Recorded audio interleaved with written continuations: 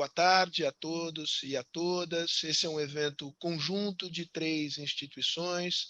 Eu queria agradecer, em nome da Fundação Fernando Henrique Cardoso, a parceria com o SEBRE, aqui representado pelo embaixador José Alfredo Graça Lima, e também aos síndios, aqui representado pela dupla Pedro Mota Veiga e Sandra Rios.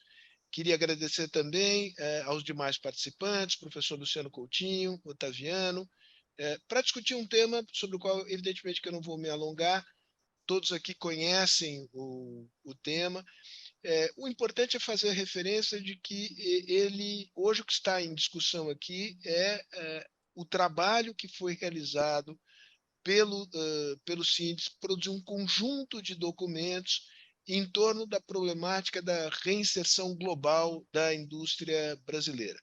Pedro e Sandra coordenaram este trabalho. Nós, na Fundação Fernando Henrique Cardoso, já fizemos uma primeira discussão sobre um documento em particular. Hoje é sobre o conjunto da obra, né? Sobre o conjunto da obra, Pedro e Sandra falarão ao início uma intervenção de 20 minutos e haverá comentários do embaixador José Alfredo Graça Lima, do economista Luciano Coutinho e do também economista Otaviano Canuto. Por razões de concisão e para não tomar tempo, eu vou me dispensar aqui de apresentar os participantes que são mais do que conhecidos por todos que estão aqui conosco nesta tarde. Queria pedir 1 minuto para fazer um agradecimento especial às empresas que patrocinam o ciclo de seminários anual da Fundação Fernando Henrique Cardoso. Eu queria agradecer, em nome da Fundação, a todas e a cada uma delas. Sem maiores delongas, eu passo a palavra agora a Pedro ou Sandra para que deem início à exposição. Obrigada, Sérgio. Obrigada pela parceria, por organizar esse seminário conjunto conosco, e ao SEBRE, por se engajar também nessa discussão. Obrigada, Otaviano e Luciano, por terem aceito o convite para debater esse documento com as propostas que nós vamos apresentar hoje. Rapidamente, só para fazer uma introdução muito sintética de onde vem esse documento, né? Qual foi a motivação e como é que foi o processo até chegarmos a esse documento com propostas para a inserção econômica da economia brasileira no contexto internacional. O Sindes vem desde 2014 pensando, reunindo um conjunto de especialistas para discutir propostas de políticas para inserção internacional do Brasil, com um viés importante de liberalização comercial, né? Nós fizemos propostas em 2014, fizemos em 2016, 2018, e de lá para cá, quer dizer, da última vez que a gente elaborou um documento com propostas mais completo, houve mudanças importantes, tanto no contexto internacional quanto no contexto doméstico, né?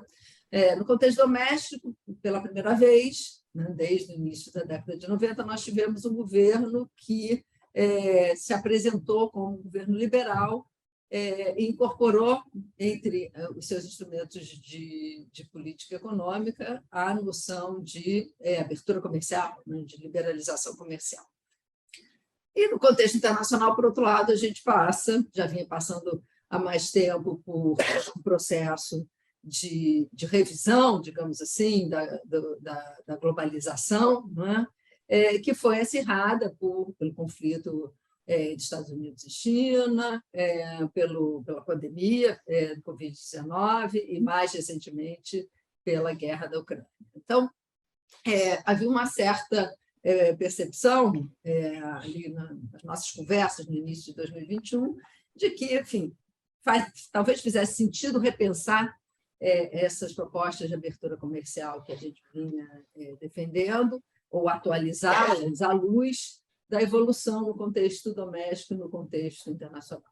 E, por isso, em meados de 2021, nós pensamos em, dessa vez, organizar esse processo de discussão como um projeto de um ano, em que nós criamos um grupo curador do projeto, reunimos também um grupo um pouco maior de especialistas, realizamos 6 estudos sobre temas que nós julgamos importantes no processo, para a construção desse processo.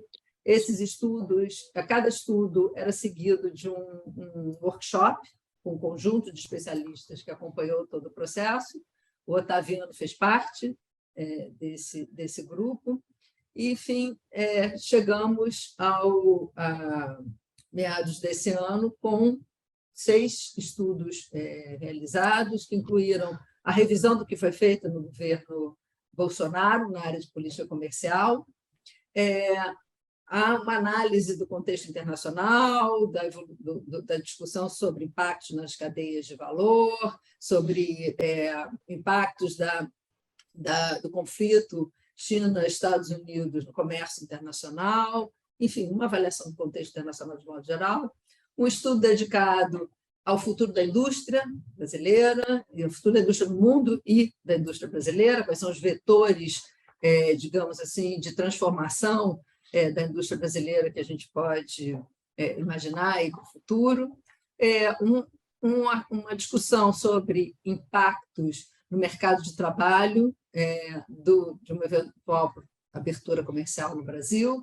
uma discussão sobre os aspectos ambientais da política comercial e um outro sobre a participação ou a relevância dos acordos preferenciais de comércio num processo de inserção internacional do Brasil. Então, com esse conjunto de estudos, nós fomos retirando conclusões das discussões em cada um deles e chegamos, então, a esse documento que nós estamos apresentando hoje aqui.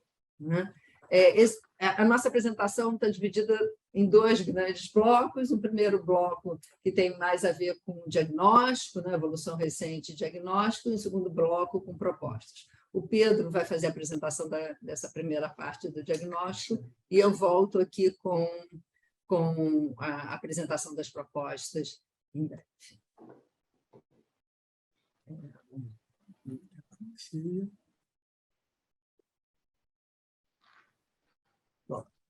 Vamos lá. Eu não vou, os mesmos agradecimentos que a Sandra fez, eu repito aqui, não repito, evito repetir, mais fácil os agradecimentos dela, porque é muito importante para nós poder discutir essa proposta.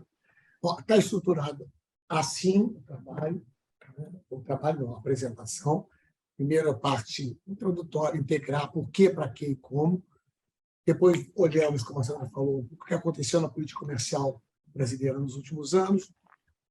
De outro lado, o cenário internacional, em função dessas 2 evoluções, de certa forma, reafirmamos aí a atualidade de uma proposta de liberalização comercial no Brasil e apresentamos os componentes dessa proposta, que estão estruturados em 3 eixos: liberalização do comércio de bens e serviços, política de acompanhamento e mitigação de riscos e políticas complementares.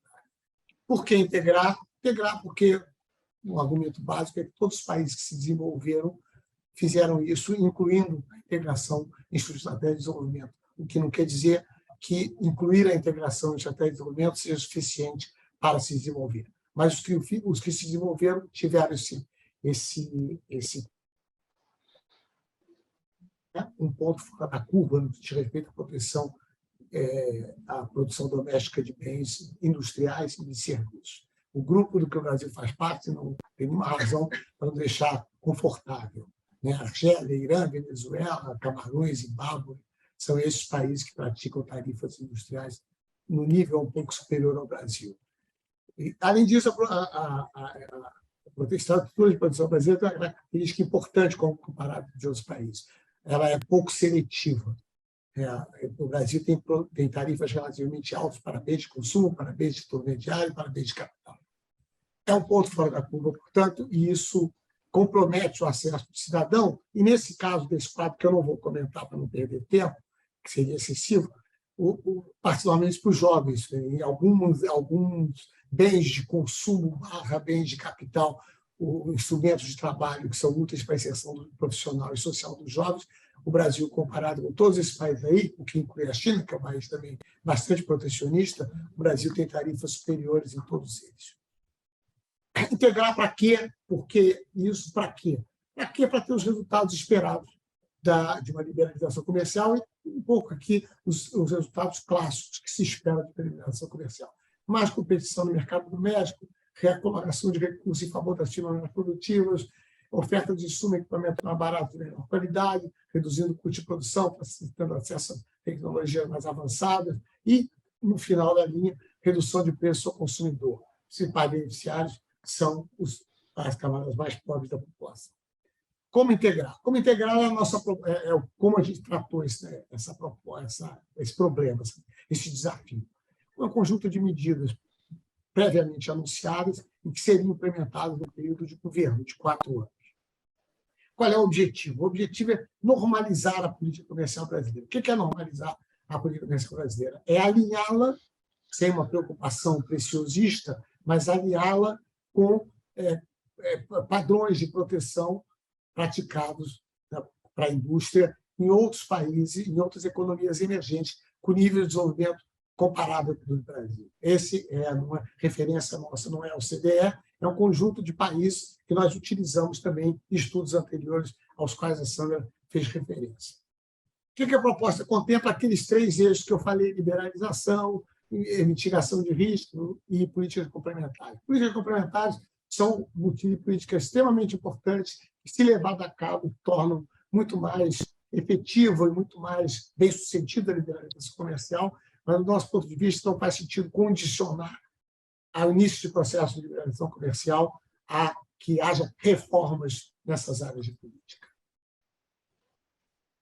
Isso para a primeira parte. Para a segunda parte, o que foi feito lá pelo governo, como o Sandra falou também, o governo que se anunciou liberal, que, de fato, teve alguns resultados, concluiu as negociações travadas aí com a União Europeia há quase 20 anos, mas a gente conhece, todo mundo conhece as dificuldades que vamos enfrentando aí na ratificação, e, além do mais, esses são acordos que têm longos cronogramas de gravação, e a própria dificuldade aqui revela um traço muito importante da liberalização por acordo, é que a gente depende dos outros para liberalizar. A gente perde o controle da liberalização. Né? Vamos depender dos humores, do bem e do mal da União Europeia, para poder avançar no acordo com a União Europeia. Então, é como você ter uma opção, uma proposta de política que, na verdade, você só vai efetivar se o seu parceiro quiser, senão você não faz nada. Houve avanços pontuais, mas não pouco importantes na área de simplificação de procedimentos aduaneiros, eliminação de medidas que não tinham nenhuma justificativa técnica ou sanitária ou de qualquer outra ordem e que meramente funcionavam como barreiras não tarifárias. Houve aí alguns avanços importantes, não dá para a gente detalhar aqui. Na área tarifária, houve 2 movimentos. E o Brasil tomou 2 movimentos autonomamente. Primeiro, reduziu em 10% a tarifa de 87% do universo tarifário.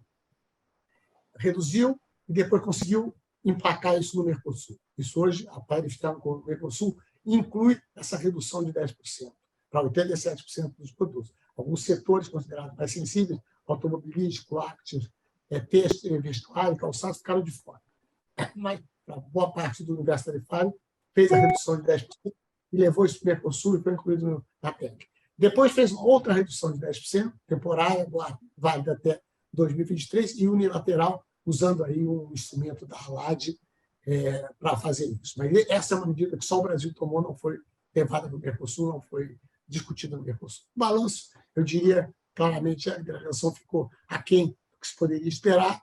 Ela não se impôs como uma prioridade entre as políticas do governo e as dificuldades também que as vias do Mercosul dificultaram os esforços de reforma da PEC. O Brasil tem a proposta de reduzir PEC em 50% desde o início do governo. Bolsonaro levou isso lá no Mercosul, nunca colou isso. Cenário internacional, como a Sandra falou, aí realmente grandes transformações, né? Grandes transformações, mas também difícil tirar grandes conclusões. O que se sabe é que se entra numa era de muita nebulosidade, de muita incerteza, em que não está claro ainda o desenho das oportunidades, não está claro, e como também não está claro, os riscos já estão razoavelmente claros, talvez. As oportunidades, muito menos. Né? Tivemos a pandemia, na recuperação da pandemia ganhou tração aí esse conflito dos Estados Unidos e China, não é ganhou tração, ganhou permanência. Ou seja, não era uma coisa do governo Trump. Entrou o governo Biden e, sim, dobramos a aposta de Trump no enfrentamento com a China. E, posteriormente, a guerra com a Ucrânia também, que ajudaram a desorganizar ainda mais a rede de produção, nesse caso, de produtos agrícolas e minerais. As políticas comerciais são cada vez mais influenciadas nos países centrais por preocupações que vão além da competição, aumento de eficiência. Temos o exemplo da política comercial europeia, que hoje tem como seu principal driver a Green Deal, quer dizer, as preocupações climáticas da União Europeia. Então, entraram em circulação essas palavras, né, que para muitos são a chave de entendimento do futuro, de globalização, reshoring, nearshoring, friendshoring. O que a gente recenseou de literatura disso faz uma recomendação. Está havendo recomposição de cadeia de valor. Elas são setorialmente localizadas e envolvem principalmente o grupo de países desenvolvidos e China. Ainda não é possível tirar grandes conclusões sobre o desenho, sobre principais tendências, desenho, fora isso que eu acabei de falar. O Brasil, de certa maneira, quando se pensa nisso, a resposta que se tira, não, tem que retomar políticas industriais com componente de substituição e importação, temos que internalizar, minimizar riscos internalizando a produção do que hoje é importado. Nós não vemos assim. Nós achamos que o primeiro lugar, de um lado, um primeiro momento, eu diria, o cenário internacional não questiona a ideia de liberação comercial no Brasil. Em primeiro lugar, não há, de fato, fora as relações bilaterais Estados Unidos e China, não há, e fora o comércio inteiro, é isso que eu quero dizer, não há um aumento significativo dos níveis de proteção comercial. Até esse gráfico aí das tarifas médias aplicadas a produtos agrícolas pelos principais países aí, mais China, mais Índia e Argentina, que não é o principal país, como a gente viu ontem à noite, mas não há um aumento expressivo dos níveis de proteção comercial. Há protecionismo, há maior protecionismo, sim, nos investimentos. É aí que o protecionismo está pegando. Né? Mas protecionismo em setores estratégicos do ponto de vista da segurança nacional. E protecionismo parte de países que estão preocupados também, além da segurança nacional, com o risco China. Evidentemente, preocupação de segurança nacional e percepção de risco China estão associados. Então, temos visto essa crescente preocupação com o protecionismo de investimento na União Europeia e nos Estados Unidos, mas também, crescentemente, na própria China. Né? Essa preocupação de decouple, né? Alguns laços comerciais, principalmente de investimento, entre essas economias, por razões de segurança nacional. Então, o cenário internacional não questiona, mas a gente diria um pouco mais, que as transformações globais trazem novos argumentos em favor da liberalização. Por um lado, se a gente observar o que os países desenvolvidos estão fazendo, fora da América do Sul, da América Latina, eles têm buscado maior integração internacional. Né? Recentemente, foi assinado, ano passado, o RCEP, que é o acordo da Ásia-Pacífico, o Acordo Econômico da Ásia-Pacífico, que reúne China, Japão, Coreia, países da ASEAN, Oceania, e um acordo basicamente tarifário, de regras jurídicas, para liberalizar mais o comércio ainda entre eles. Tem o CPTPP, que é o herdeiro do TPP, que é o TPP sem os Estados Unidos, e para o qual está pleiteando a entrada a China e o Reino Unido também, que saiu da União Europeia. Né? Então, esses são dois acordos que envolvem a região mais dinâmica do mundo, que é a Ásia-Pacífica. Aí está se buscando uma integração econômica. Né?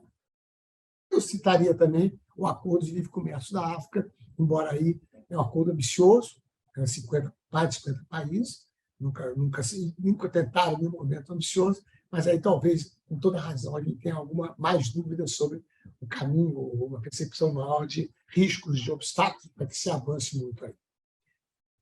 Na nossa visão, a opção protecionista não é a melhor solução, na verdade, em um quadro de crise de cadeia de valor, de recomposição de cadeia, barreiras comerciais só dificultam a superação dos problemas.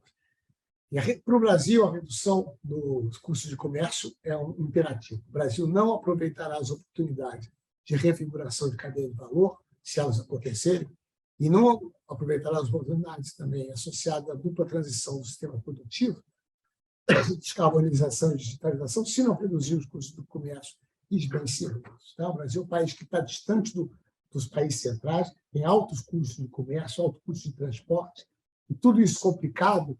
A gente acha que tudo isso num cenário mais complicado, de certeza, a nossa visão, aqui, mais do que o risco, a liberalização comercial pode ser uma apólice segura para os produtores domésticos brasileiros. Agora, a Sandra passa para a proposta de reforma comercial. Como eu já tinha mencionado no início, o documento traz 3 grandes eixos para conformar as propostas que a gente está apresentando, né? O primeiro eixo é o eixo mais diretamente relacionado à liberalização comercial. E aí a gente inclui propostas relacionadas à reforma tarifária, à reforma de medidas não tarifárias, aos mecanismos que restringem o comércio, não só as importações, o comércio de serviços, e propostas relacionadas a negociações comerciais.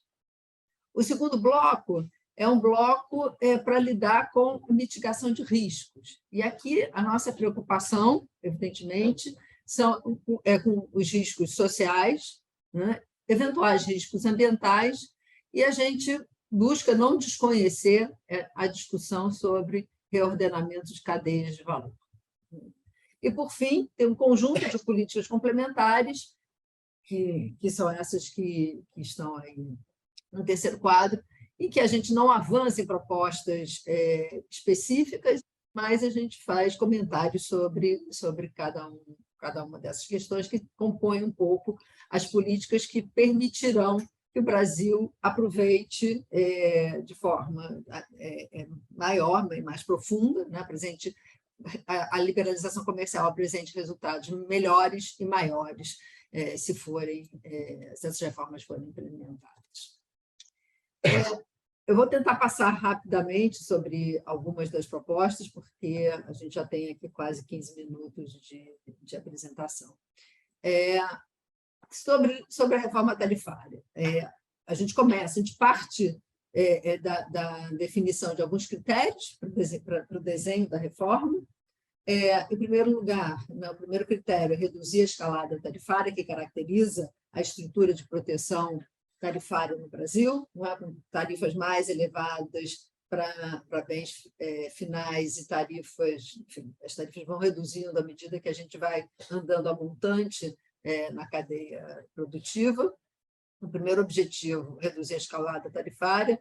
O segundo objetivo, reduzir o custo de importações de produtos intermediários e bens de capital, porque a literatura mostra que esses são os produtos que têm maior impacto sobre a produtividade, portanto, que a abertura comercial pode trazer benefícios mais rápidos para o crescimento da produtividade, portanto, o crescimento econômico.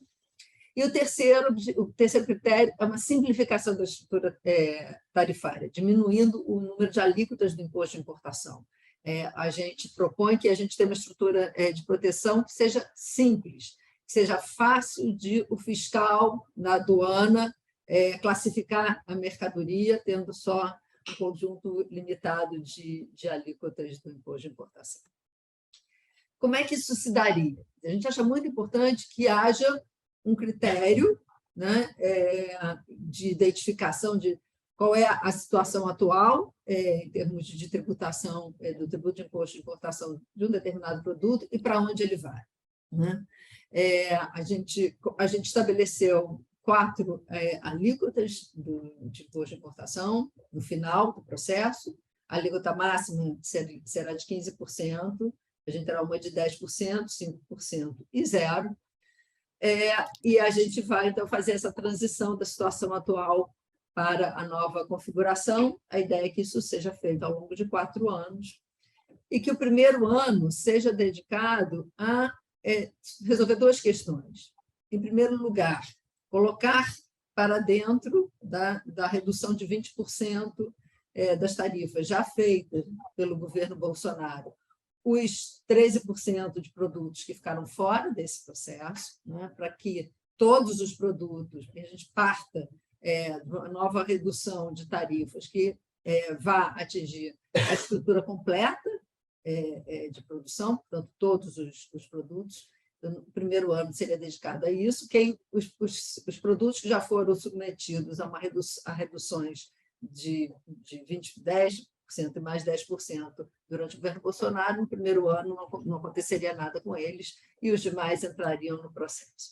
E a segunda questão é que, ao longo desse primeiro ano, seria necessário resolver com os parceiros do Mercosul uma forma de lidar com essa questão que gere menos incerteza do que foi feito no governo Bolsonaro. Não é? Porque, no caso das duas reduções de 10%, o governo recorreu a um artigo do Tratado Fundacional da ALAD para lidar com essas questões como questões de emergência, né?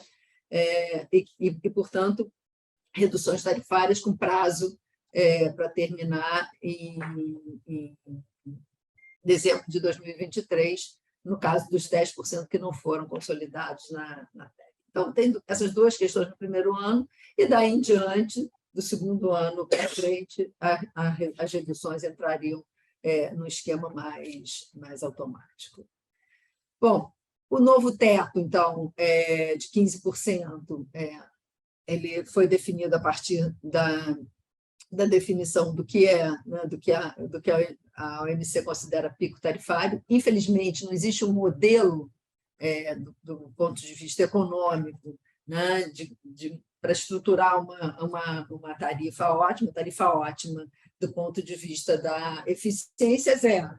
Ou a tarifa ótima do ponto de vista, pode ser também uma tarifa ótima do ponto de vista da maximização da arrecadação tributária. Não uma tarifa de zero não é factível, por todas as razões que a gente possa imaginar, e a maximização da arrecadação tributária não é o objetivo dessa reforma. Bom, no final do processo, se a reforma for aplicada, a gente teria uma tarifa média no Brasil de 5,9%, que estaria ali no intervalo, digamos, inferior, né, no limite inferior do intervalo de tarifas médias para esses países que estão aí, todos países em desenvolvimento, de grau de desenvolvimento semelhante ou inferior ao do Brasil. Né? E lembrando que a tarifa média dos países da OCDE é 4,4%, que se o Brasil seguir pleiteando o ingresso na OCDE, embora não haja um compromisso na área tarifária, haverá sim uma pressão dos atuais membros para que o Brasil aproxime sua política comercial, sua política tarifária daquela praticada pelos países da OCDE. Bom, existem iniciativas complementares à reforma tarifária que não vai haver tempo de apresentar aqui, mas elas estão detalhadas no documento.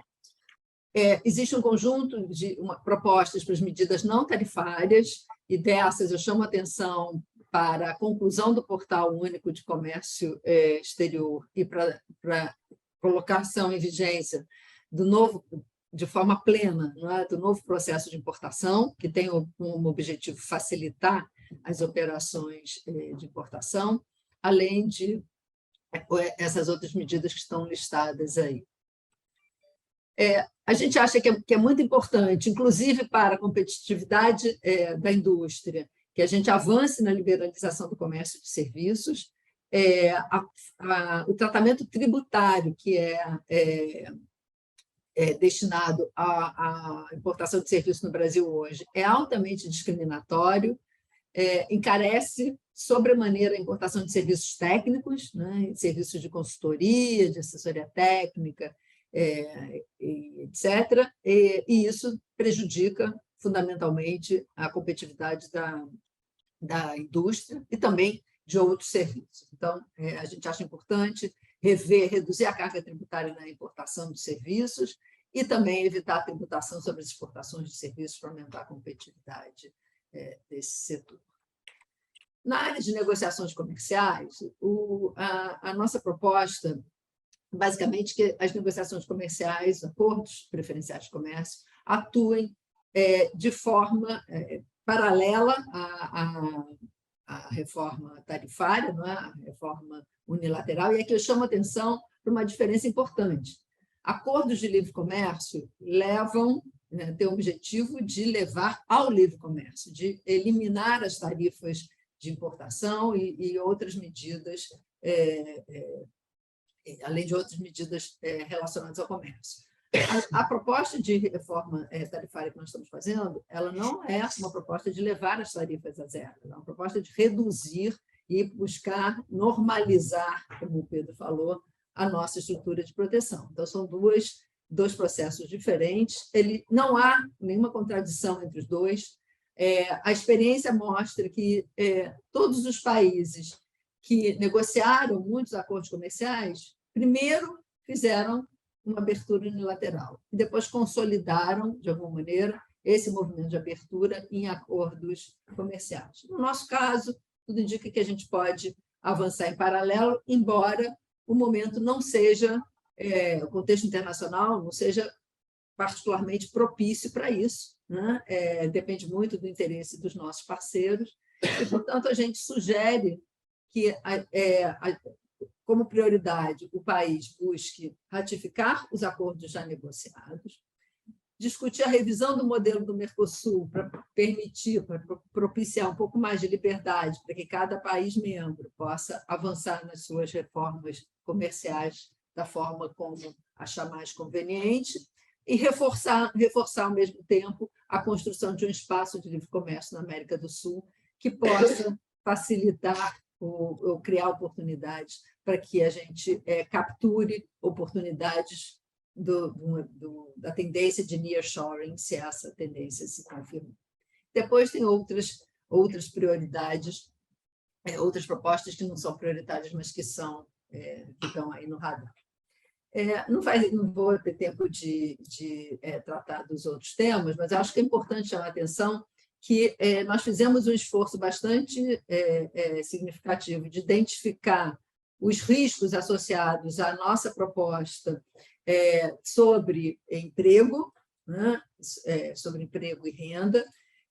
A gente chega à conclusão que, no agregado, uma proposta de abertura comercial, de reforma tarifária como a que nós estamos fazendo, leva a um aumento do emprego, mas, evidentemente, no caminho até chegar ao aumento do emprego, há fricções, e essas fricções têm impacto sobre a vida de trabalhadores que vão ser deslocados. Então, a gente olha isso com cuidado e a gente tem propostas para lidar com isso. Tem uma discussão, como a gente já falou, sobre impactos ambientais e uma discussão sobre impactos nas cadeias de suprimento. Sobre cadeias de suprimento, é importante chamar a atenção que, por tudo que todas as resenhas que a gente fez, a gente chega à conclusão que olhar para a experiência da Austrália e para o que a Productivity Commission da Austrália está produzindo nessa área é bastante importante. E aí eu acho que pode servir de inspiração para o que a gente pode fazer no Brasil. E, por fim, a gente tem aí o conjunto de medidas de políticas complementares, tem um comentário sobre cada uma delas, sobre como deveria, características gerais de uma reforma tributária que seja pró-comércio e pró-investimentos, recomposição dos mecanismos de financiamento da exportação, questões relacionadas à infraestrutura de transporte e logística, política de inovação e, tema bastante difícil, mas inescapável, a revisão da política de incentivo da Zona Franca de Manaus. Desculpem tomar mais tempo do que a gente deveria, mas, enfim, é isso que a gente tinha para apresentar. Obrigada. Pedro, Sandra, muito boa exposição. Eu queria sugerir a seguinte ordem de comentários. Otaviano primeiro, Zé Alfredo depois e Luciano fecharia. Antes, eu acho que vale a pena esclarecer, responder uma pergunta que já surgiu aqui no chat, Sandra, que é, digamos, onde encontrar esse documento? Já está disponível na página do Sindes? Sim, já está disponível na página do Sindes. Nós temos o documento completo e temos um sumário executivo com 13 páginas está lá, de fácil acesso. Abrindo a página do Sindes, já vão encontrar o documento. Muito bem. Eu vou pedir à minha equipe que coloque o link para a página do Sindes aqui no chat. Otaviano, passo a palavra a você para os seus comentários. Enfim, aproximadamente 10 minutos. É um prazer enorme, é uma honra, e em tão boa companhia com esses colegas do painel. Obrigado, Pedro e Sandra, pela apresentação e pelo trabalho.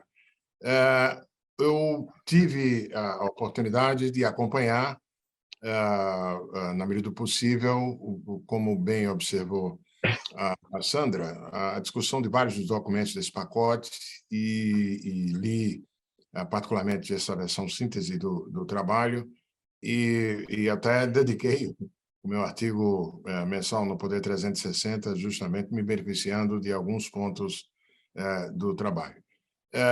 Eu me sinto muito à vontade, eu gosto muito, eu me identifico muito com não apenas os procedimentos do trabalho, como os resultados. Deixa eu comentar apenas aqui pelo menos 4 ou 5 pontos que eu acho, e vou ficar nos 10 minutos, que acho que me tocaram mais particularmente. Não é? Bom, o primeiro é o ponto do Brasil como ponto fora da curva, e com efeito. Nos meus tempos de Banco Mundial, eu me juntei com alguns colegas para a gente fazer um exercício de comparação, usando econometria, entre os graus de abertura do Brasil com outros mercados emergentes, né, onde a gente tentou controlar para tamanho, ou seja, a influência que tivesse o tamanho na determinação do grau de abertura comercial dos países, distância geográfica, usamos modelos gravitacionais para incorporar também o efeito da distância geográfica em relação a grandes centros e, olha, o resultado do nosso trabalho, como bem apontado, converge com o do relatório do Sindes, é verdade que o Brasil é realmente, entre os seus pares, dos mais fechados comercialmente do mundo. Isso é um ponto. E eu creio que o país acaba pagando um preço por esse fechamento comercial, no sentido de que a gente talvez tivesse configurações de cadeias de valor menos densas do que a que temos, mas definitivamente o que ficasse, o que sobrevivesse a um programa de abertura comercial teria mais solidez, teria mais capacidade de oferecer produtos melhores e a menor custo e um potencial maior de aumento da produtividade. Acho que, portanto, há um preço em termos de produtividade, em termos de competitividade, que o conjunto da economia brasileira como um todo paga por esse fechamento comercial exacerbado. E mais, também de modo convergente com outros estudos feitos na época pelo Banco Mundial, esse eu não participei diretamente, mas mostraram como o grau de concorrência na economia brasileira ele é menor do que em economias comparáveis. E explico. Um dado importante para isso é o seguinte. Quando a Malta, quem trabalhou muito com isso, inclusive, foi o Paulo Correia, um economista brasileiro do Banco Mundial, e ele mostrou como, quando se olhava as distribuições das empresas brasileiras por eficiência, por custos, era impressionante como a sobrevivência de empresas menos eficientes no Brasil e, portanto, puxando para baixo a média de eficiência e de competitividade, era maior no Brasil do que nas outras economias emergentes comparáveis, exprimindo o resultado de uma concorrência aquém daquela que poderia estar no lugar caso a economia fosse comercialmente aberta. Então, o primeiro ponto é exatamente do ponto fora da curva, que é o Brasil, e o preço que o país paga por conta, digamos assim, do grau elevadíssimo de uso por longo tempo, simplesmente, da proteção comercial. O segundo ponto importante também que está em destaque no relatório é o seguinte, uma das belezas do relatório é o fato de justamente reconhecer e trabalhar e propor reformas complementares e também políticas de mitigação dos riscos e dos impactos na travessia de um processo de liberalização comercial que são inevitáveis. Isso é um mérito porque, mais do que nunca, a gente tem que olhar para os dois lados. O grande drama da abertura comercial americana, permitindo a emergência dos Trumps da vida, ninguém pode negar, a falha da economia americana de prover mecanismo de ajustamento e adaptação para aqueles que foram afetados diretamente pelo comércio. Então, as políticas complementares e de mitigação de risco, alinhavadas e abordadas no relatório, são da essência. E, ao mesmo tempo, como eles bem chamam a atenção, elas não devem ser desculpas para atrasar, para postergar, para empurrar a lata lá para o fim da estrada de uma necessidade de revisão desse grau de fechamento comercial brasileiro. Até porque, como o país parte de um patamar muito elevado de fechamento comercial, não pode simplesmente esperar que faça as outras reformas que reduzam o custo do Brasil para depois abrir, né? Porque, de certa medida, isso não é justificável diante do grau de fechamento. Terceiro ponto que eu gostaria de chamar a atenção também, que está bem no relatório, é o modo como o cenário global, a evolução recente do cenário global, não constitui argumento contrário a um programa de liberalização comercial. Como estava lá na apresentação do Pedro, o cenário não questiona a ideia de liberalização econômica do Brasil. Veja bem, meu Deus, eu lido com isso do ano passado para cá, quase todo dia. Tem nearshoring, tem friendshoring, tem reshoring, etc. e tal. Mas observe, e foi bem colocado na apresentação deles, que isso está acontecendo em grande medida naquilo que diz respeito a áreas sensíveis do ponto de vista de segurança nacional, e vai lá, está certo, em alguns segmentos de alta tecnologia, de fato, nós temos o exercício de discricionalidade e de políticas industriais mais ativas, como no caso de semicondutores. Mas há que observar o seguinte, não se está assistindo, não há nenhum sinal de algum tipo de retorno de desglobalização completa, até porque, por exemplo, pergunta ao Trump. Não acho, por acaso, que o Trump literalmente esqueceu o tema guerras comerciais no último ano de mandato dele de concorrência às eleições. A guerra comercial implementada pelo Trump com a China teve um custo muito pesado, isso está mapeado e mensurado por economistas do Federal Reserve Bank, para a indústria manufatureira americana. Para não falar da agricultura, que recebeu o efeito direto das sanções, mas o fato é que a guerra comercial do Trump foi péssima para a indústria manufatureira americana.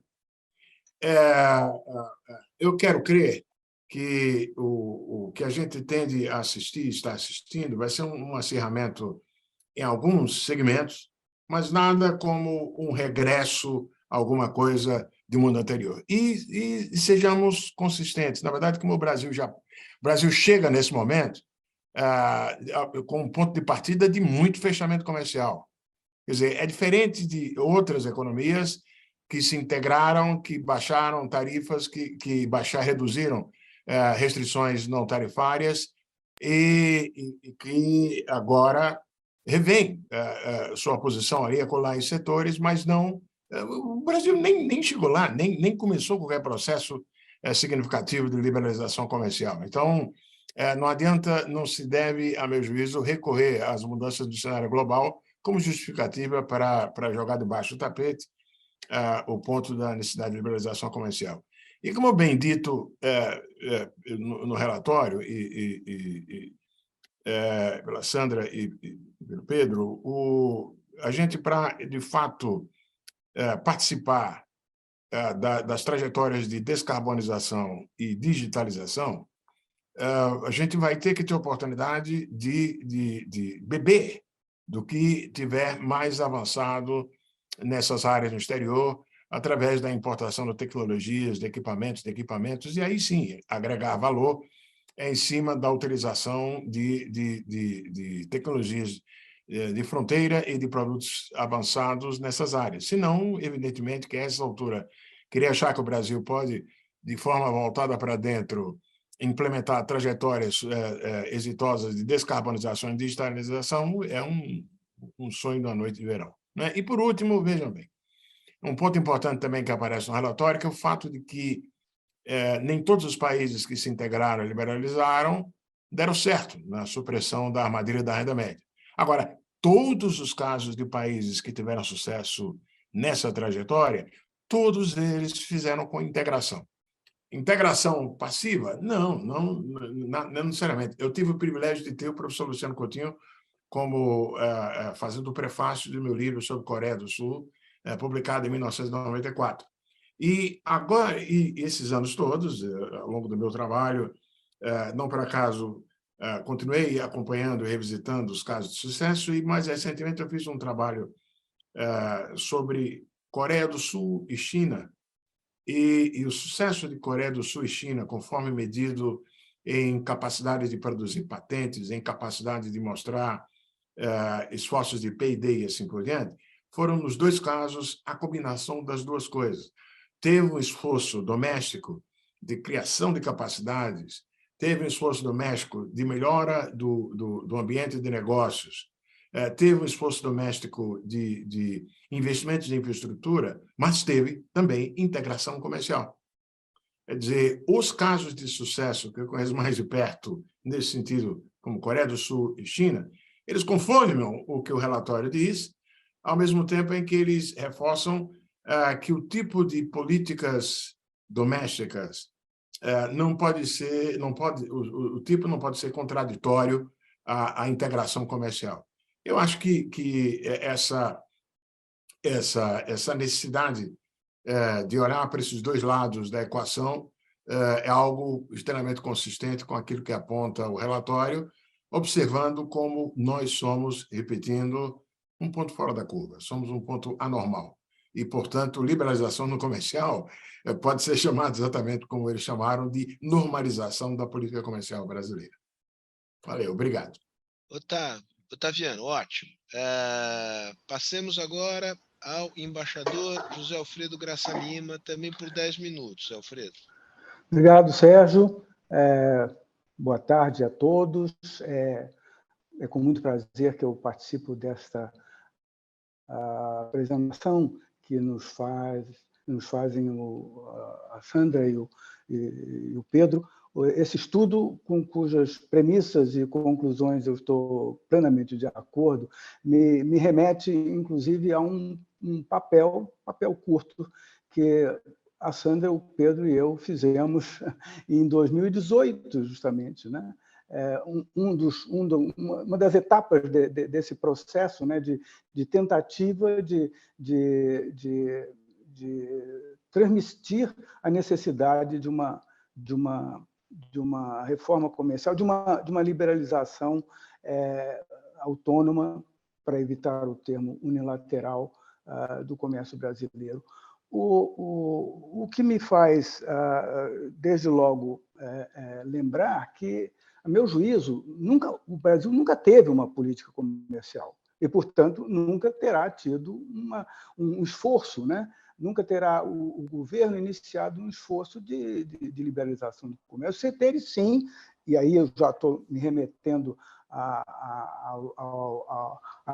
época da criação do GATT, Quarta República, alinhamento automático nos Estados Unidos e apenas 1 ano e meio, né, de comércio mais aberto. Isso tudo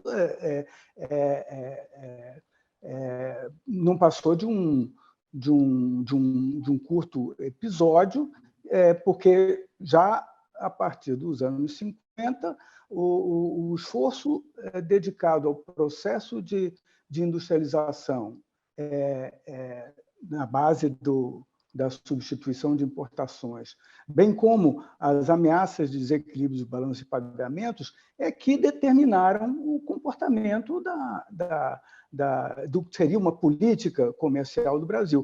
O que acontecia é que o Brasil não podia deixar de participar das negociações comerciais multilaterais, mas aceitava tudo que era discutido e não precisava, para obter tratamento de nação mais favorecida, não precisava fazer nenhuma concessão tarifária, já que apelava, e isso aconteceu até 1988, ao artigo 18 do GATT, né, que permitia ou que autorizava medidas restritivas por motivos justamente de balanço de pagamento. Então, esses dois fatores contribuíram, ou esses três fatores, se quiserem, né, contribuíram muito para que o Brasil tivesse sempre se desgarrasse muito, né, daquele processo iniciado depois da Segunda Grande Guerra de tornar o comércio um motor, né, do desenvolvimento, né? Um fator que contribuísse para o aumento da produtividade das economias. Aconteceu também que o Brasil se tornando uma potência agrícola, um supridor confiável de commodities agrícolas e commodities minerais, e justamente esse setor nunca era perfeitamente coberto, né, pelas regras do GATT, até hoje. A agricultura, enfim, é objeto de um acordo que foi negociado na rodada do Uruguai, mas que, ao contrário do que aconteceu no caso de têxteis, está longe de significar um avanço, né, na direção da integração da agricultura nas regras do GATT. Ora, isso faz com que os acordos comerciais deixassem de ter um interesse para o Brasil. Mesmo com a criação do Mercosul, que foi, enfim, que surgiu, né, como área de livre comércio, depois uma união aduaneira, tudo imperfeito, hoje, diante de impasses que são mais um fator que contribui para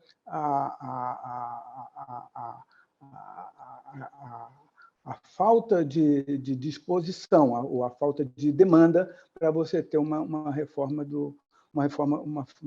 comercial, um programa de liberalização tarifária. Esses acordos comerciais, como a Sandra disse, têm algumas vantagens, mas se você olhar para o fato de que só no governo Bolsonaro o Brasil terá negociado 15 acordos comerciais, o que eles, na verdade, representaram? O que eles representam? Em termos de acesso a mercados, muito pouca coisa. O que me reforça o argumento de que os acordos de última geração, pelo fato de as tarifas industriais estarem muito baixas e as tarifas agrícolas ou estarem muito altas ou a agricultura ser objeto de cotas, como é claramente o caso do acordo Mercosul-União Europeia, me leva à conclusão de que essa necessidade que o Brasil tem, e tem desde sempre, né, de ter uma lei de comércio, né, de ter uma política comercial efetiva, ela é francamente prejudicada. Desde muitos anos que você tem a indústria manufatureira sendo protegida da concorrência externa e tendo em contrapartida pagar impostos muito altos, o que eleva os custos dos produtos, enfim, dos bens e dos serviços, em prejuízo de grande parte da própria indústria e também dos consumidores de baixa renda. Então, eu tenho visto alguns sinais de que a Federação das Indústrias estaria, enfim, mais disposta a apoiar uma liberalização, enfim, talvez até nos termos propostos, na medida em que houvesse também um esforço do próprio governo de reduzir os impostos indiretos. Essa redução está sendo um pouco ensaiada, mas resta saber se haverá realmente se ela terá realmente algum impacto sobre essa disposição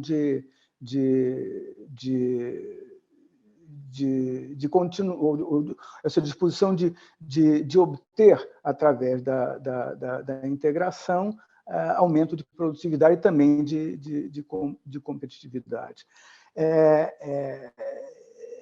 Eu não vejo o futuro sendo muito brilhante, o que não quer dizer, nesse capítulo, né, o que não quer dizer que isso não deva ser tentado e proposto como está sendo feito.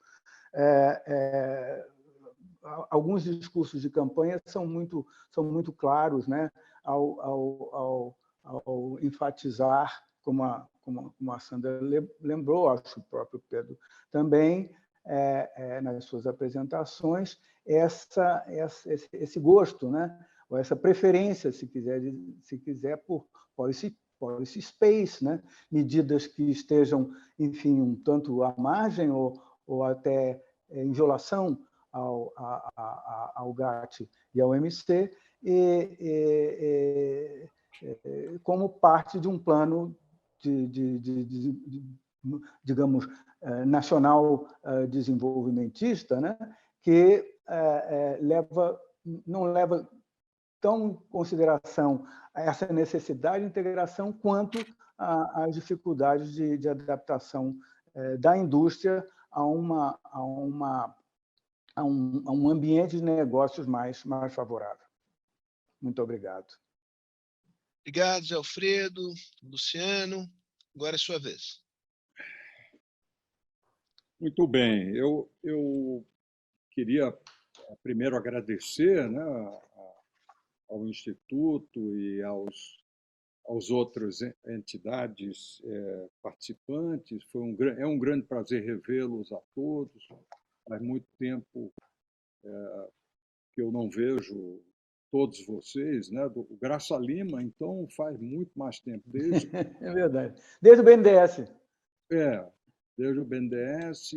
O Pedro e a Sandra também faz bastante tempo. O Otaviano um pouco menos, mas, de qualquer forma, é um grande prazer participar.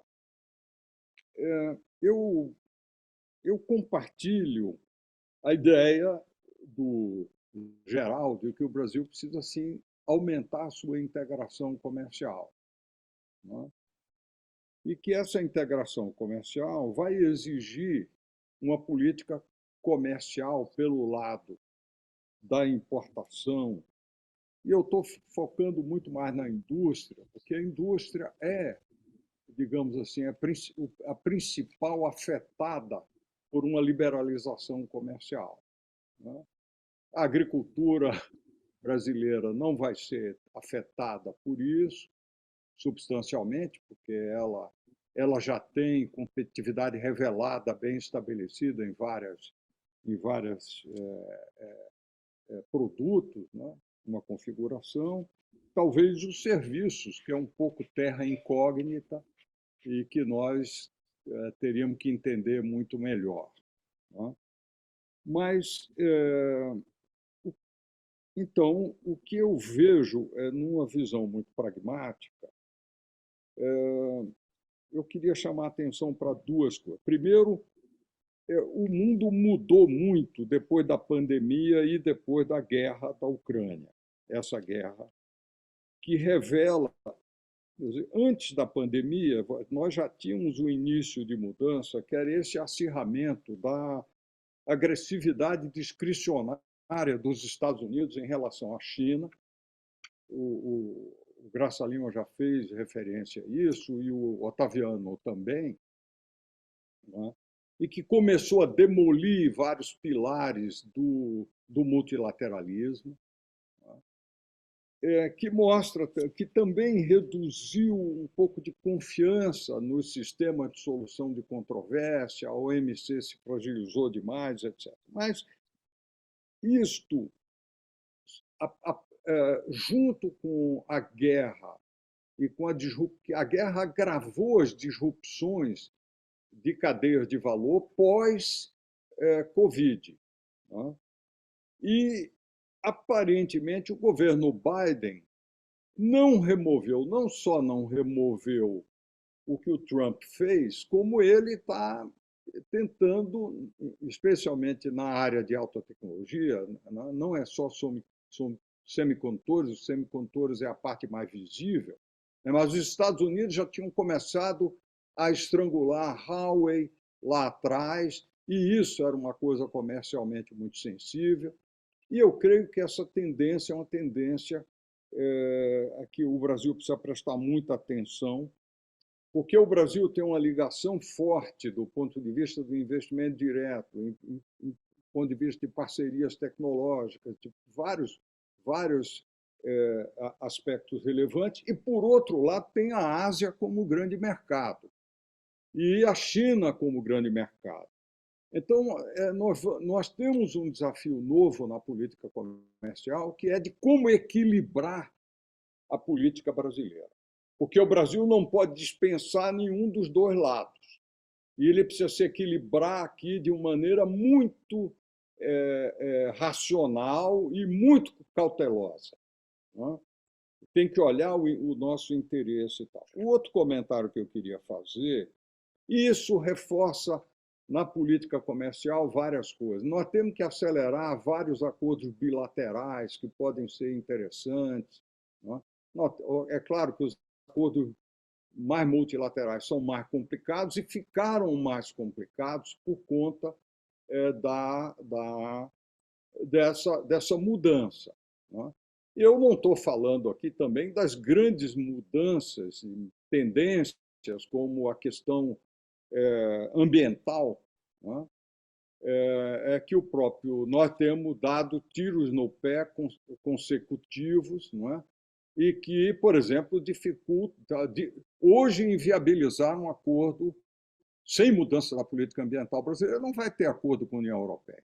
Não é? Então, nós temos que olhar esse cenário todo para entender que o mundo é mais complicado, mais difícil hoje do que era há 3 anos, 4 anos atrás.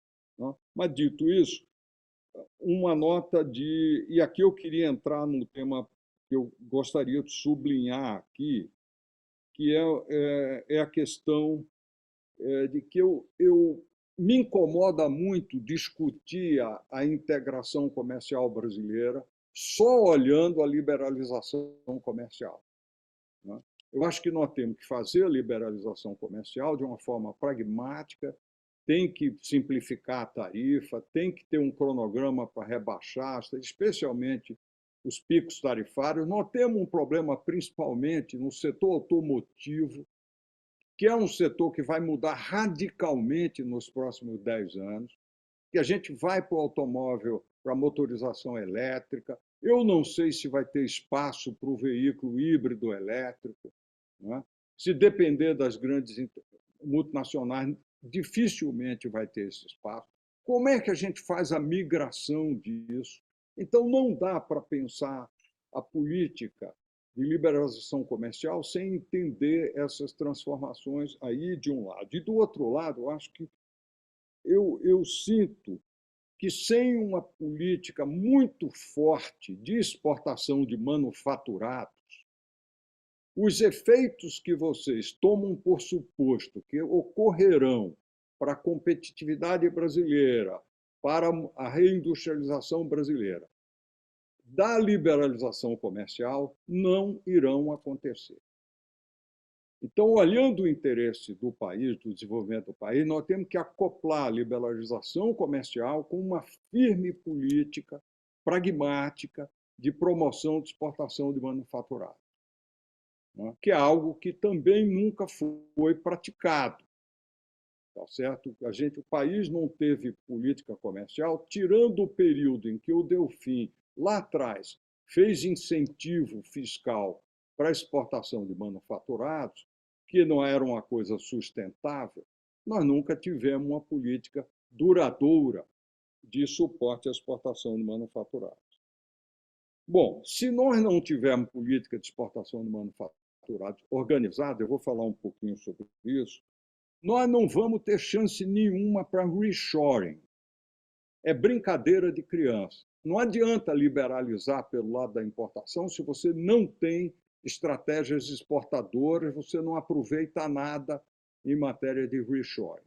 O México, por exemplo, está tendo uma política proativa muito forte e está conseguindo trazer algumas das multinacionais americanas na China de volta, não necessariamente para o território americano, mas para o México. Eu acho que nós temos que olhar seriamente o que está acontecendo lá para entender o que a gente pode fazer aqui, não é? Então, eu vejo que o Brasil tem algumas boas oportunidades, né? Eu acho que o Brasil poderia apostar em algumas oportunidades, mas eu também gostaria de falar um pouco conceitualmente sobre o que é que eu entendo de uma política de exportação, não é? Então, eu creio que nós temos que repensar o tratamento tributário dado a exportação vis-à-vis a produção na indústria manufatureira. E o problema não é só a tarifa, o problema é que o Brasil tem uma carga tributária sobre a indústria muito mais alta do que a média. Então, Otaviano, nos teus estudos, era preciso incluir esse fator. Não sei se esse fator foi controlado nos estudos comparativos que você fizeram, mas o fato é o seguinte, é que a indústria brasileira ela carrega 30%, ela pesa hoje 11% e carrega quase 30% da carga tributária brasileira. Então, ela carrega nas costas a carga tributária, né? Então, ela tem um diferencial. Para você ter uma política forte de exportação, a reforma tributária é fundamental, porque precisa desonerar a estrutura tributária para remover esse ônus à competitividade na exportação de manufatura, né? Tem o drawback. Tudo bem, o drawback é uma coisa importante, mas é insuficiente se você olhar a cadeia toda e se você olhar as parcelas não desoneráveis, né, da tributação. Então, por isso que a reforma tributária é tão importante. Tem o drawback verde e amarelo, não é? Porque o drawback também, se ele não tiver o drawback equivalente para insumos internos, ele cria um diferencial não desejável. Então, você tem que ter uma paridade. O drawback verde e amarelo é uma coisa que a Receita jamais permitiu operacionalizar e não funciona, não é, na prática. Então, nós temos várias coisas a resolver aqui que não são, eu digo assim, mesmo que não venha a reforma tributária, nós teríamos que pensar o que fazer. Se vier uma reforma tributária abrangente, tanto melhor, mas nós teríamos que pensar como fazer para tornar o tratamento tributário muito menos oneroso do que ele é hoje. Outra questão, é o tratamento aduaneiro brasileiro. Porque você tem um problema de incidência tributária aqui, todo o ônus de contabilização, de regras, de fiscalização e a forma como a Receita trabalha é infernal, não é? Então, todas as formas, por exemplo, como é que o México faz um processo todo de monitoramento do que entra e do que sai, não é? Numa planta, numa maquiladora, numa área de exportação, é tudo um cálculo financeiro muito simplificado, com contabilização muito simplificada, e que a empresa paga para o fisco aquele líquido, né? O que aqui no Brasil é uma coisa muito complexa, muito infernal. Então, finalmente, eu acho que a gente precisa repensar um pouco o financiamento à exportação para manufaturados. Obviamente, eu não estou falando do financiamento à exportação de commodities industrializadas, que não faz sentido financiar. Mas, por exemplo, o setor automotivo faz sentido repensar, principalmente os grandes utilitários, caminhões, ônibus, todos os bens de capital com roda, né, tratores, máquinas agrícolas, que são financiadas, mas não tão intensamente quanto poderiam ser. Né? Nós só temos hoje, no fundo, o sistema de financiamento à exportação está restrito a aeronaves, né? E muito pouco do resto. Né? Então, nós temos que repensar um pouco e fortalecer o sistema de exportação, de financiamento à exportação. Nós teríamos também, enfim, eu estou para resumir aqui, e nós temos que pensar no manejo tarifário. Né? Eu sou simpático, eu não sei se deveriam ser 3 ou 4 faixas. Né? De qualquer forma, acho que eu acho que é importante ter uma simplificação e caminhar para ela de uma maneira gradual. E eu estou absolutamente convencido do seguinte, que o Brasil, e aqui voltando um pouquinho para a história, na verdade, a industrialização pós a rodada Uruguai, ela deixou uma grande lição, né, para os países em desenvolvimento. Que foi, em síntese, é a seguinte: o modelo export-led deu uma surra de 7-1, para não dizer 10-0, no modelo de substituição de importações. Né? E, na verdade, o sucesso nesses últimos 30 anos é de quem abraçou o modelo export-led. Né? Eu lembro do tempo em que o Otaviano, como professor lá no Estudo de Economia, e eu estudamos, mais ou menos na mesma época, o caso coreano. Não é? Nós dois fomos leitores da Alice Amsden. Eu tive o prazer de ter sido amigo dela. Né? E, na verdade, ela conta a história, como a Coreia oscilou entre substituir importações e depois sempre partir para a substituição de importação, tendo uma facilidade de que ela teve o Most Favored Nation treatment muito cedo e com um beneplácito político por razões geopolíticas. Então, isso fez uma grande diferença, além de ser um país relativamente pequeno, com um mercado interno pequeno, então era mais óbvio voltar para a exportação. Mas o fato é o seguinte, é que a Ásia pôde se beneficiar da grande descentralização de produção, a Coreia em primeiro lugar, Taiwan, e depois a China, mas contando também os outros tigres, depois da rodada do Uruguai. Né?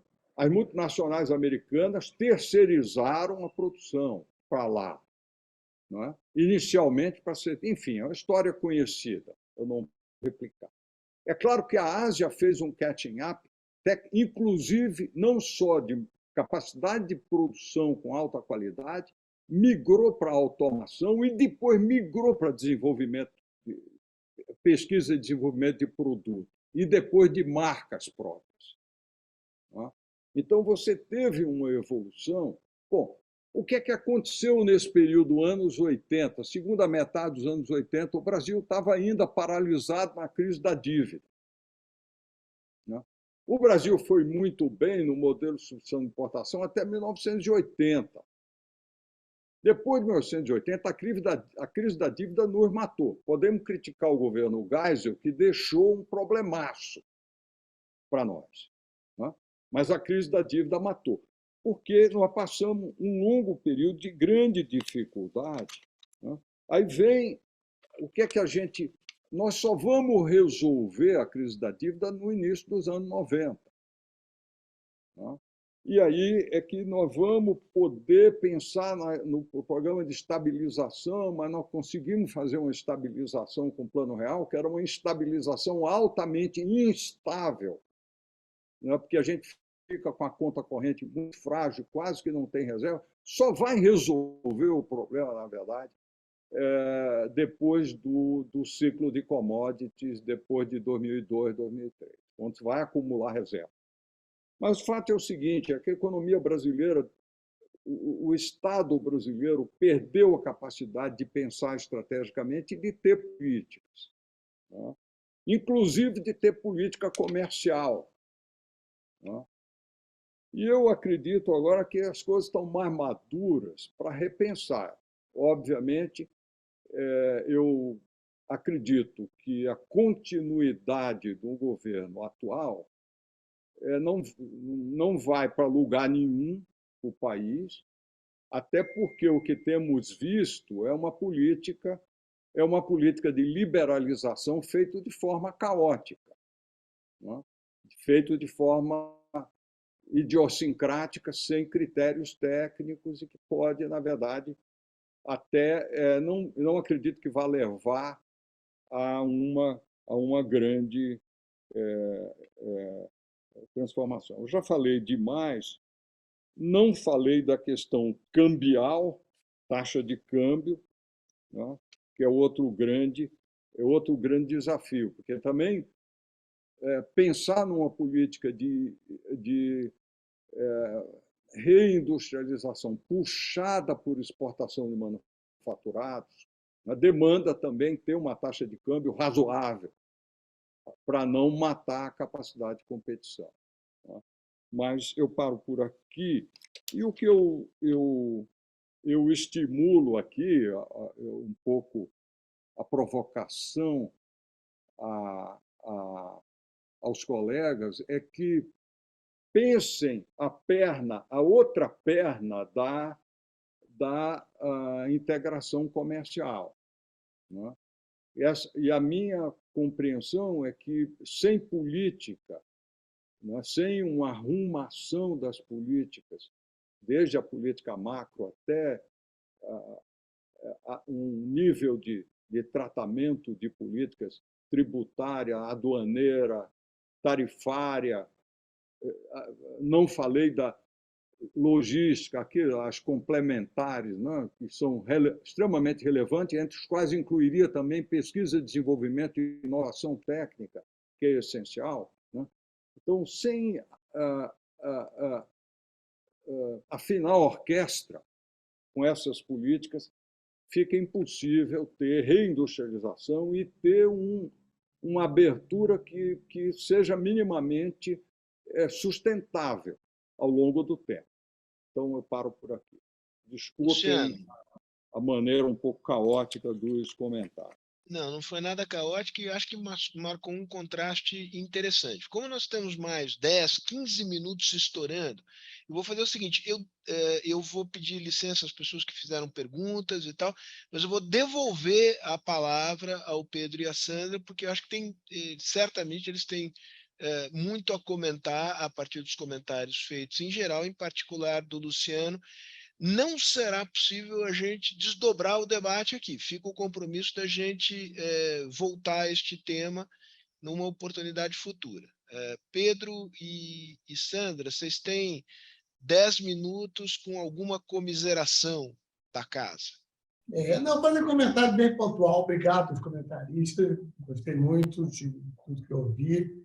A gente continua, esse é o nosso trabalho, a gente continua pensando sobre isso, então, pontos de vista sobre, mesmo que ficaram mais alinhados com a visão do trabalho, acho que o Graça e o Otaviano falaram de coisas diferentes, assim, o Graça, como diplomata, falou mais do GATT, do Brasil, foi bem interessante.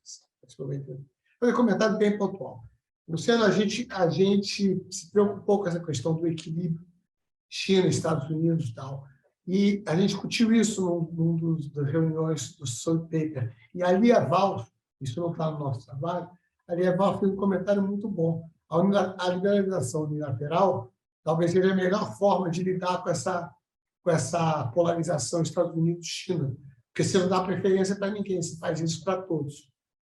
Então, o preferencial, se o Brasil entra na negociação de acordo preferencial com os Estados Unidos hoje, os Estados Unidos não estão dispostos a isso, obviamente, mas se o Brasil entra com disposição, entra numa negociação dessa, os Estados Unidos ia querer muita coisa de alinhamento brasileiro, e a gente se fizesse esse acordo, provavelmente perderia oportunidades onde é o nosso maior mercado comercial. Então, do ponto de vista do equilíbrio do Brasil nesse mundo difícil aí de conflito, a liberalização unilateral é a opção mais neutra e mais adequada do nosso ponto de vista, e a Lia deixou na conversa que a gente teve. A gente não tinha nem pensado nisso, não.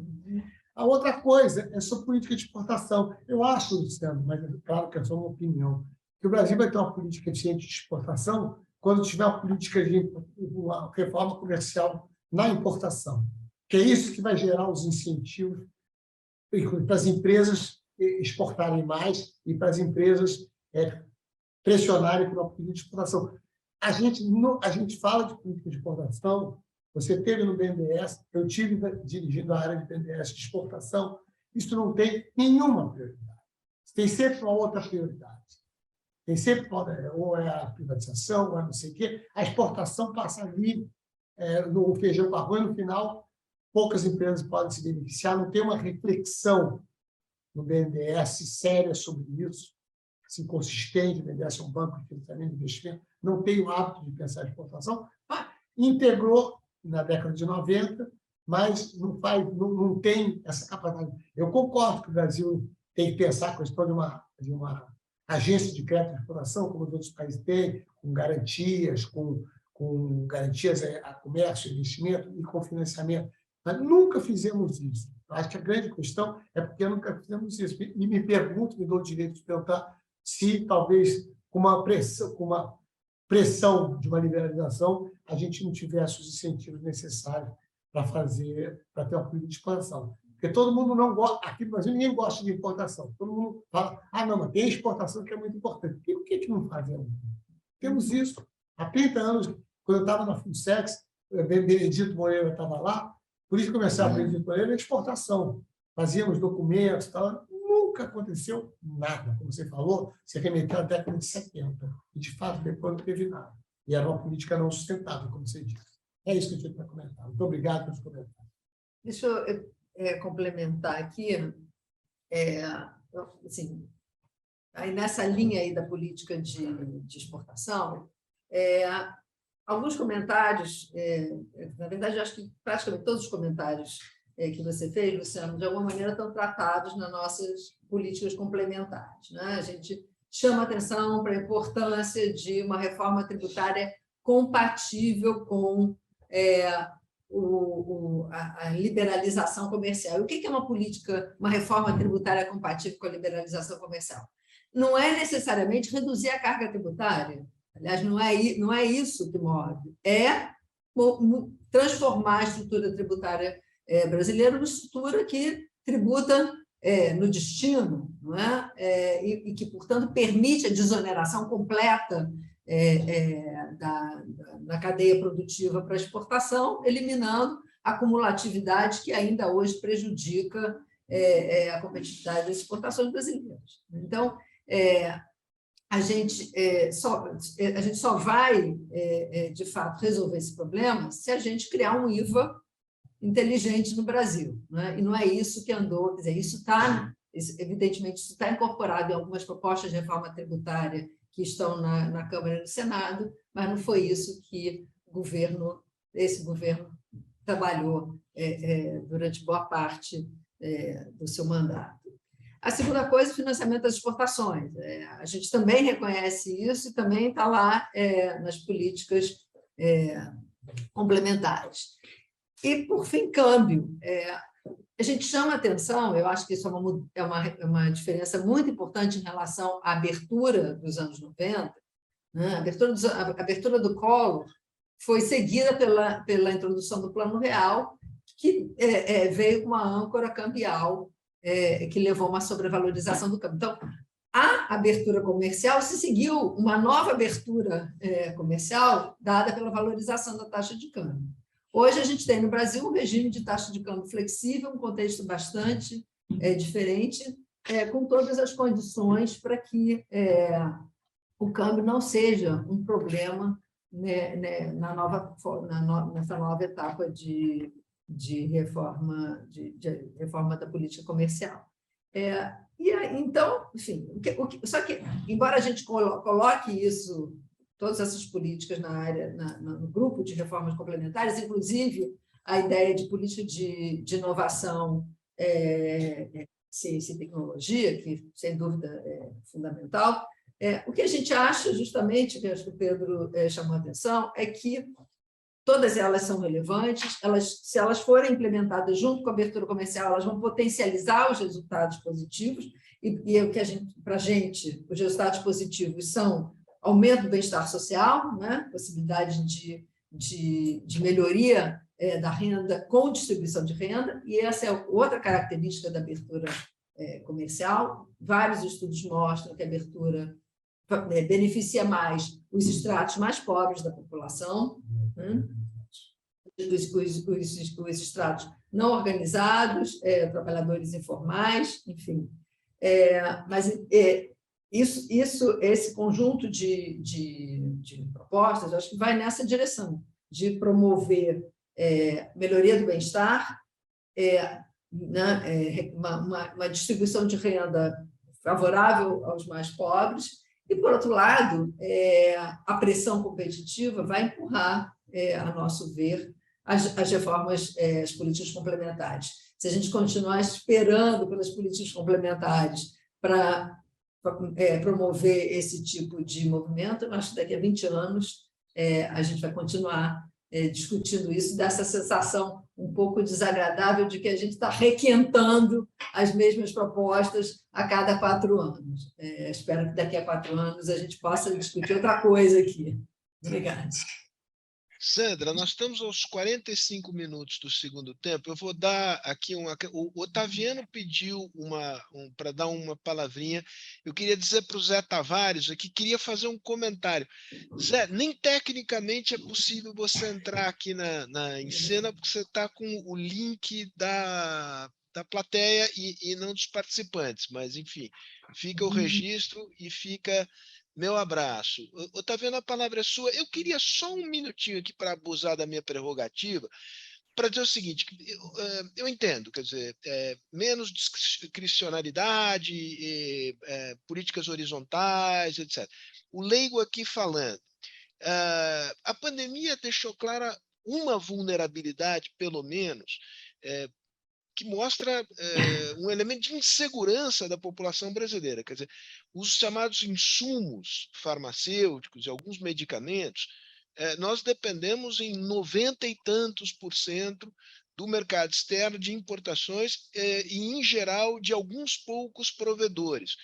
Não tem um espaçozinho aí para ter um policy space para alguma seletividade, para fechar, digamos, para usar uma metáfora futebolística, esse flanco na nossa defesa, e que nos deixa numa situação potencialmente desesperadora. Uma das coisas que me chocou durante a pandemia é o grau de dependência em relação, se é que a informação procedia, dos Estados Unidos em relação à China em matéria de antibióticos.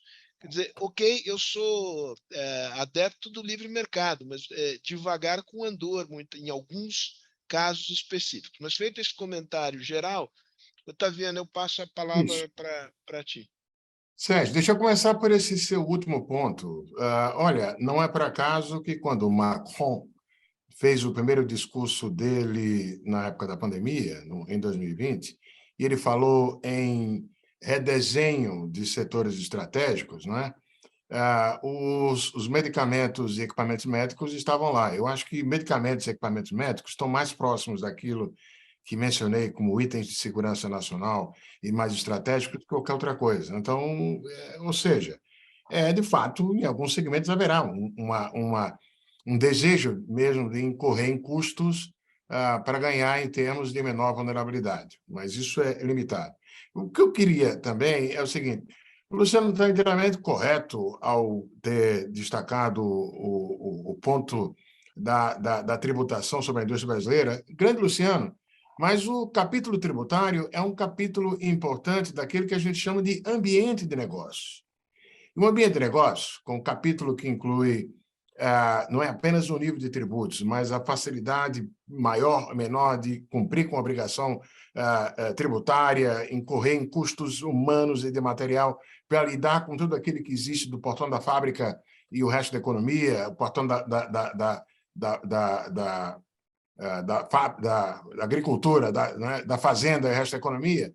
Ele inclui, e esse ambiente de negócios, ele, quando ele é ruim, como é o caso nosso no Brasil, ele encarece as transações, o custo de transações entre empresas e o Estado e entre empresas, ele fica mais alto. E o nosso ambiente de negócio está entre os piores do mundo.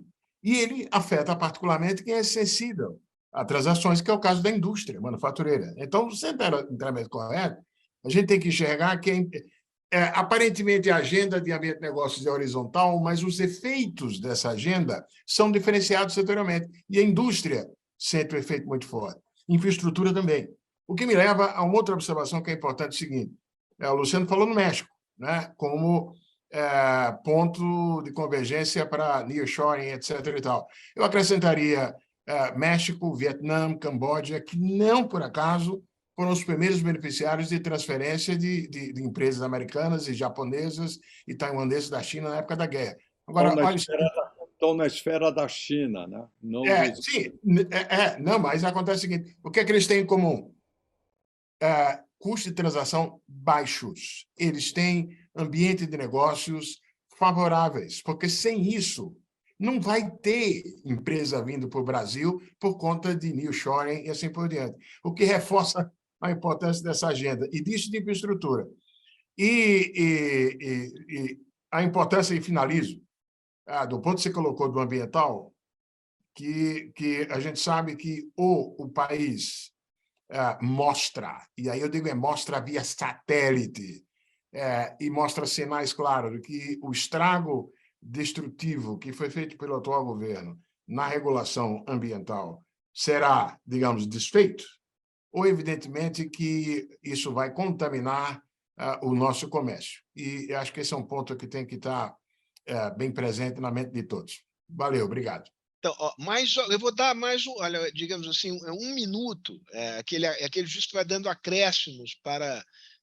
porque para dar uma parte aqui para o Luciano, Luciano, com aquela concisão típica dos pernambucanos, por favor, faz um minuto final aí, e aí eu passo de volta para o Pedro e para a Sandra, mas só para eles agradecerem imensamente a colaboração da Fundação Fernando Henrique Cardoso e do SEBRE por esse magnífico encontro de hoje à tarde. Luciano.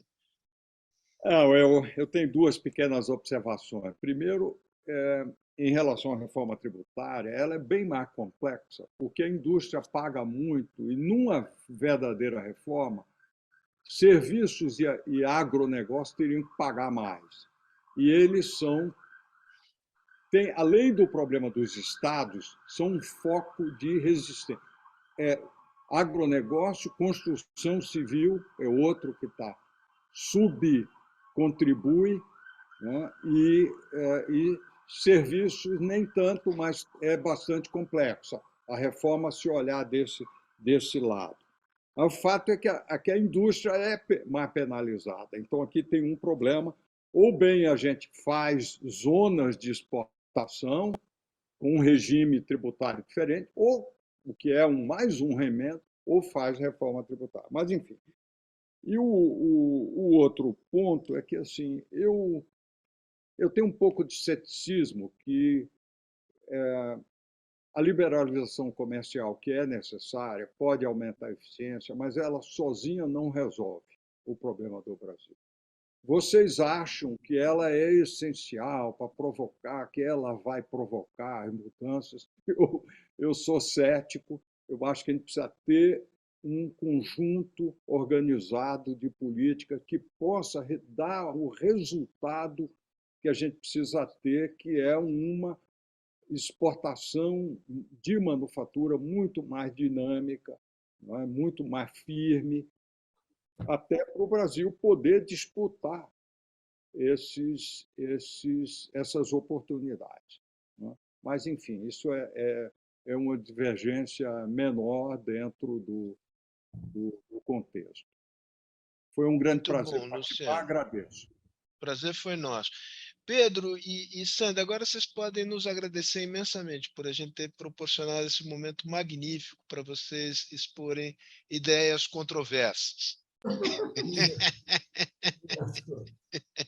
Não, eu vou agradecer mesmo, agradecer a vocês, agradecer ao SEBRE, agradecer aos comentaristas aí pela contribuição, foi muito interessante, foi, como diria o Roberto Carlos, um momento lindo. Bom, com essa nota Bom, poética... você provocou. Muito bem. Sandra, você quer dizer alguma coisa? Ou, digamos, a euforia com a vitória do Flamengo ontem te impede de dizer qualquer coisa? Não, depois desse final do Pedro, só posso dizer que, de fato, foi um momento lindo. É verdade. Muito a Denise obrigada. Gregório acabou de postar um coração, Pedro. Você vê? E olha, digamos, esse é um encontro para entrar na história. É um encontro sobre discussão sobre política comercial que terminou com declarações de amor, né? Nesse momento lindo. Então, brincadeiras à parte, eu não consigo resistir a elas. Eu queria agradecer imensamente ao Luciano, Pedro, você, Sandra, você também, Otaviano, diretamente do sul da França, deixando de lado os netos para poder nos acompanhar aqui, e ao embaixador José Alfredo Graça Lima, emérito rubro-negro, que estampa na sua face a alegria pela vitória maiúscula ontem em Buenos Aires. Então, com isso eu termino aqui e mando um imenso abraço a todos aqui que nos acompanharam até essa tarde e noite. É isso aí, gente. Muito boa conversa. Um abraço. Tchau. Um abraço. Ótimo rever-los. Obrigado.